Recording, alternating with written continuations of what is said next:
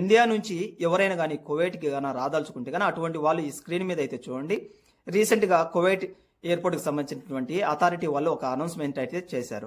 జనవరి 1వ తారీఖు నుంచి జనవరి 4వ తారీఖు వరకు చూసుకున్నట్లయితే ఎంతమంది జర్నీ చేశారో తెలుసా? దాదాపుగా కువైట్ నుంచి వెళ్ళినటువంటి వారి సంఖ్య ఇది. 1,50,000 మంది ఇప్పటి వరకు ఇంకా రావాల్సినటువంటి వాళ్ళు, అంటే రిటర్న్ రావాల్సినటువంటి వాళ్ళు ఇంకా 70,000 మంది అయితే ఉన్నారు అని చెప్పేసి ఒక అనౌన్స్మెంట్ అయితే చేశారు. 70,000 మంది ఒకేసారి రావడం అంటే అంత ఈజీ కాదు కాబట్టేసి మ్యాక్సిమం అంటే 5-6 రోజుల టైం అయితే పడుతుంది. మీరు రావాలి అనుకుంటే 13వ తారీఖు కానీ 14వ తారీఖు కానీ రండి.